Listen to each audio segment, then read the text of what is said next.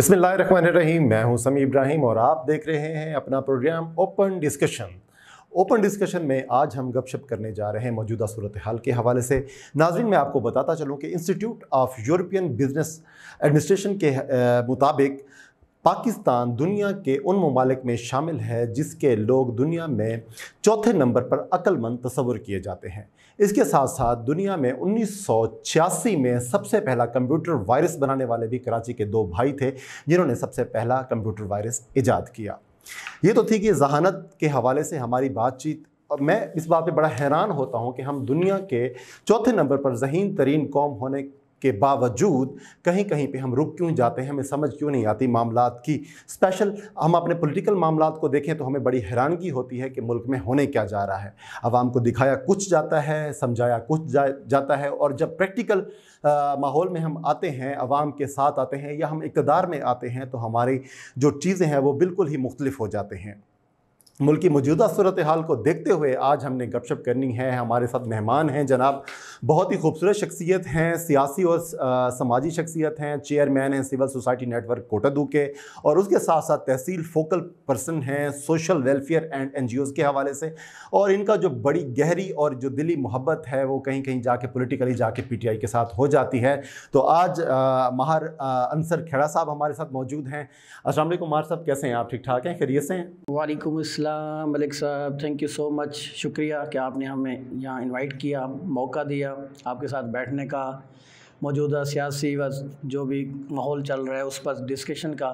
जी जी, अपना मार साहब, जो सबसे पहला मेरा एक सवाल है, बल्कि ये मेरा नहीं पूरे पाकिस्तान की जो आवाम है उनका ये सवाल है कि उस्मान बुज़दार की जो कुर्बानी दी गई है। उस्मान बुज़दार तो इमरान खान का वसीम अकरम प्लस था, और इमरान खान मैनी टाइम्स अपनी मुख्तलिफ तकरीरों में, अपने मुख्तलिफ टॉक शोज़ में, अपनी मुख्तलिफ मीडिया ब्रीफिंग में ये कह चुके हैं कि जब तक हुकूमत रहेगी तब तक उस्मान बुज़दार रहेंगे। और अब ऐसा क्या हुआ कि उन्होंने एक मिनट भी नहीं लगाया, बल्कि उन्होंने तो अपने जो इत्तेहादी हैं उनसे भी उन्होंने मशवरा नहीं किया और उन्होंने उस्मान बुज़दार को एक मिनट में टाटा बाय बाय कह दिया।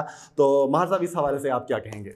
मलिक साहब, सबसे पहले मैं आपको ये बताना चाहता हूँ कि उस्मान बुज़दार को टाटा बाय बाय नहीं कहा गया, बल्कि वो अब भी उसी सेटअप का हिस्सा हैं, अब भी उसी कैबिनेट का हिस्सा हैं।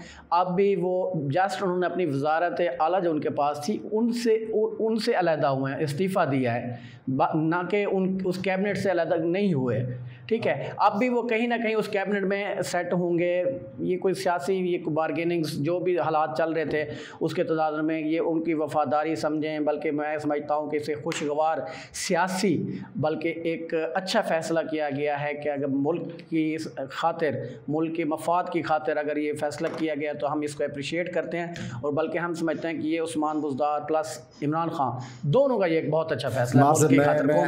वेरी सॉरी टू से, मैं बड़ा हैरान हो रहा हूँ कि जी आप कह रहे हैं कि उस्मान बुज़दार जो है ना उनकी ये वफ़ादारी है। वफ़ादारी का मतलब ये होता है कि जो बंदा आपसे वफ़ादार हो आप उसी को कुर्बान कर दें। आपके पास और भी ऑप्शन थी, कम अज़ कम इमरान खान का विजन ये था कि मैं अपने लोगों को साथ लेके चलूँगा, और मैं उस्मान बुज़दार के हवाले से उनकी जो स्टेटमेंट थी उसको हम निगलेक्ट नहीं कर सकते। और दोस्तों, मैं आपको बताता चलूँ, मार साहब आप मेरी इस बात से एग्री करेंगे कि पंजाब जो है ना पाकिस्तान का जो है ना, पंजाब पाकिस्तान है, पंजाब से ही रेवेन्यू जनरेट होता है, पंजाब से ही पूरा मुल्क चलता है। तो इतनी अहम सीट पे PTI की ये जो कुर्बानी है ये समझ से बालातर है। मुझे तो मार साहब ऐसे लगता है कि कहीं कहीं PTI जो है ना वो अपने मौक़िफ़ से पीछे हट रही है, और वो अपना जो है ना जो उसका एजेंडा था या जो उसकी जो ताकत थी, उसकी जो स्ट्रेंथ थी, उसमें भी कमी आई है। तो मार साहब ये अब इसके बारे में आप क्या कहेंगे? मेरा तो ये ख्याल है भाई। मलिक साहब, मैं समझता हूँ कि ये जो वफ़ादारी का लफ्ज़ आपको मैं क्लियर करना चाहता हूँ, वफ़ादारी वतन की खातिर की गई है। मतलब जितने भी फ़ैसले, जितने भी इक़दाम किए जा रहे हैं या जो भी इन हाउस चेंजिंग्स आ रही हैं वो स्टेट की खातिर, लोगों की खातिर, क्योंकि इमरान खान ने क्लियर कहा है कि इस मुल्क के लिए जब तक मेरी जान है इस मुल्क के लिए लड़ूंगा, इस मुल्क के लिए रहूँगा। तो कौम की खातिर अच्छे ये फ़ैसले किए गए हैं, जितनी ये चेंजिंग के गए, इस माहौल को बरकरार रखने के लिए गवर्नमेंट एक बड़ी स्मूथली चल रही है। आप देखें कि उसमें इतने अच्छे अच्छे प्रोजेक्ट आ गए हैं। इंटरनेशनल साहब, ये लेवल भी पे आपकी बड़ी खूबसूरत बात है। चले आपकी बात को, इस बात को हम मान लेते हैं कि मुल्क की खातिर इमरान खान ने ये फैसला लिया है। लेकिन मतलब अगर देखा जाए तो जो चौधरी बरादरान है, चौधरी शुजात हो गया, चौधरी परवेज़ इलाही हो गया, इनके बारे में इमरान खान की साबका स्टेटमेंट देखी जाए तो इमरान खान ने लिटरली ऑन द स्टेज कहा था कि चौधरी बरादरान जो है ना पंजाब के डाकू हैं। अब मुझे इस बात की समझ नहीं आ रही कि पंजाब के डाकुओं को अपने वसीम अकरम प्लस की खातिर वसीम अकरम प्लस को कुर्बान कर दिया गया और पंजाब के डाकुओं को मतलब ये लोग ला रहे हैं। इस सूरत हाल में जो जहांगीर तरीन का ग्रुप खड़ा है, जो अलीम खान का ग्रुप खड़ा है, क्या वो इमरान खान के इस फैसले से मुत्तफिक होंगे? क्या वो चौधरी परवेज़ इलाही को वोट दे पाएंगे या नहीं दे पाएंगे? इस हवाले से मार साहब आपकी मैं राय जानना चाह रहा हूँ, तो आप हमारे व्यूवर्स को बताएं कि इस हवाले से आप क्या चाहते हैं, आप क्या देख रहे हैं? सबसे पहले मैं आपको ये बताना चाहता हूँ, जहाँ तक बात वही वसीम अकरम प्लस वाली या चौधरी बरादरान के ख़िलाफ़ सबका अदवार में की जाने वाली डिस्कशंस हैं, उस पर हम जाते नहीं हैं। ये वक्त के साथ साथ ये चीज़ें चेंज होती रहती हैं। नहीं, आप इसको यूं टर्न ले दें या मुल्की मफादात मफामत का इसको कह दें, जो भी कहें। बहरहाल वो एक पिछली बातें थी, मैं उस पर नहीं जाता। चौधरी बरादरान ऑप्शन में थे, वो डे फर्स्ट से पहले दिन से ही गवर्नमेंट जब से PTI है वो इस वजारत के लिए तरस रहे थे, यूँ समझ लें, वो तरस रहे थे। वो डे फर्स्ट से विलिंग थे कि वजारत आला मुझे दी जाए। मैनी टाइम्स इसका वक्फे से कहा भी गया, इजहार भी किया गया, लेकिन इमरान खान की जो पॉलिसी थी वो यही थी कि उस्मान बुज़दार आप उठा के देख लें, सिंध को देख लें, KPK को देख लें, गिलगित बल्तिस्तान को देख लें, जिस सूबे को उठा के ले लें तो उससे उस्मान बुज़दार की जो कारकर्दगी थी वो सबसे अच्छी जा रही थी।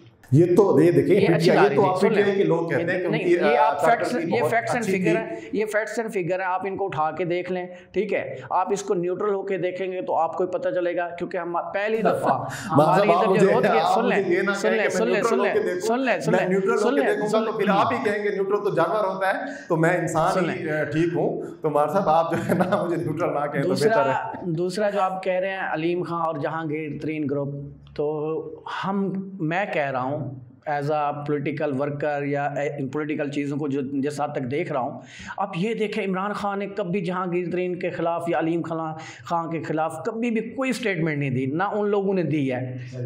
इन हाउस उनमें अगर कोई नाराज़गियाँ आ गई हैं या कुछ मुतालबात थे या जो चीज़, उनको सेटलमेंट करने की कोशिश की जा रही है। तो मैं तो यही कहूँगा कि वो कल भी PTI का हिस्सा थे, आज भी PTI का हिस्सा है। चलें जी, अल्लाह करे ऐसे ही हो। हम तो ये चाहते हैं कि ये हुकूमत जो है ना अपना टेन्योर पूरा कर पाए, लेकिन वफाक में अगर हम देखें तो PTI ये कहती है कि मेरे मेंबर पूरे हैं, मुझे कोई नहीं हिला सकता, जबकि अपोजिशन का ये दावा है कि उनके पास इतनी लाइन लगी हुई है नुमाइंदों की और अपने वो मेंबरान हैं वो पूरे कर चुके हैं। तो मार साहब, इस हवाले से आपका क्या ओपिनियन है, आप इसको कैसे देखते हैं? देखिए, दोनों पार्टीज़ की अगर ओपोजिशन PDM मिक्स अचार को देख लें या आप गवर्नमेंट की तरफ से देख लें, सुन लें, वो किस नज़रिए के साथ एक दूसरे को उन्होंने इकट्ठा किया है। कल तक जो एक दूसरे को सड़कों पर घसीटने और पेड़ फाड़ के पैसे वापस लेने की, या एक दूसरे को खड़े होके मौली टाइप और पता नहीं क्या क्या ब्ला एंड सो ब्ला कह रहे थे, अगर वो आज इकट्ठे हो गए तो आज सबको पता है, ठीक है। वक्ती तौर पे उनको यही लग रहा है कि उनके फिगर पूरे हैं, लेकिन इंशाअल्लाह ताला ये आपको सरप्राइज़ मिलेगा, ठीक है। अल्हम्दुलिल्लाह आज भी गवर्नमेंट के पास फिगर पूरे हैं और जो इधर उधर हो गए थे उनको भी राज़ी कर लिया गया, पाकिस्तान की खातिर उनको भी राज़ी कर लिया गया है।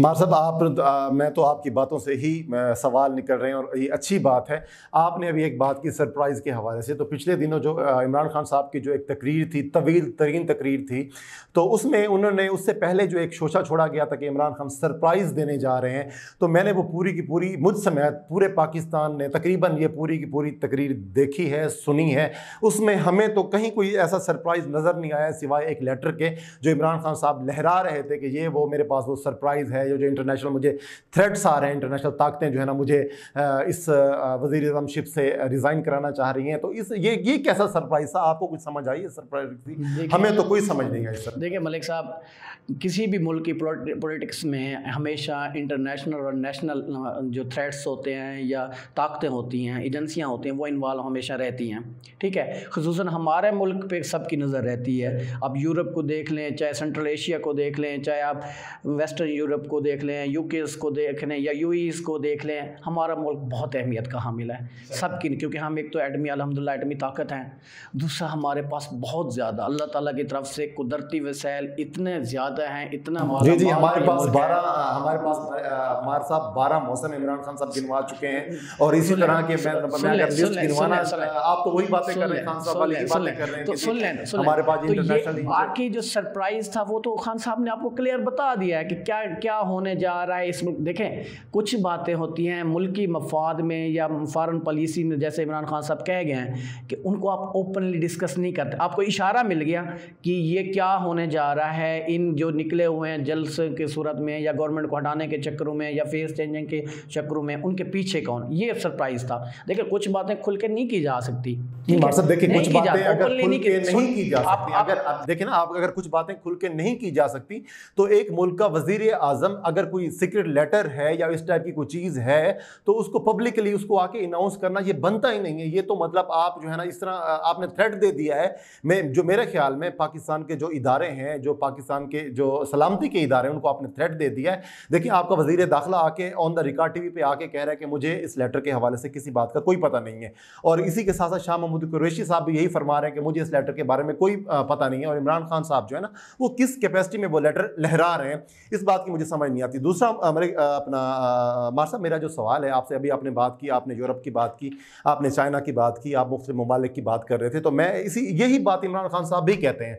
देखिए, जब हुकूमत स्टार्ट हुई तो इमरान खान साहब हमें यूरोप की मिसालें देते थे, हमें लंदन की मिसालें दी जाती थी, हमें जर्मनी की मिसालें दी जाती थी। उसके बाद आते आते हम लोग जो आ गए रियासत मदीना का उन्होंने नारा लगाया, उसमें जो कुछ हुआ अवाम के सामने है। मैं मतलब न्यूट्रल होके, सॉरी टू से, न्यूट्रल का जो लफ्ज़ है वो मतलब ऐसे हो चुका है, उसको अब कहते हुए भी थोड़ा सा बंदा हेजिटेट होता है। लेकिन सच ये है कि अब जो सूरत हाल ये आ गई है कि अब इमरान खान साहब जो है ना वो अब अपने हर जलसे में पीपल्स पार्टी के बानी जनाब मोहतरम जुल्फ़िकार अली भुट्टो साहब को कोट कर रहे हैं कि भुट्टो साहब ने ये कहा था, भुट्टो साहब ग्रेट लीडर हैं। तो मुझे तो ऐसा लग रहा है कहीं वफाक में इनको नज़र आ रहा है कि इनकी जो हुकूमत है वो जाने वाली है और वफाक में अपना पीपल्स पार्टी आ रही है, तो क्यों ना वो सेफ साइड लेके उनकी थोड़ी सी उनकी खुशामद करके उनकी साइड लेके ये चलें ताकि फर्दर इनके लिए कोई प्रॉब्लम ना हो। मां साहब, आप इसके बारे में क्या कहेंगे? देखिए, जब भी हम सक्सेस स्टोरी शेयर करते हैं तो हमेशा हम सक्सेसफुल कंट्रीज़ की या लोगों की ही बातें करते हैं। यूरोप में बहुत सारी चीज़ें हैं जो वो कामयाब मुल्क हैं, तरक्की याफ्ता मुल्क हैं, उनकी मिसालें दी जाती हैं।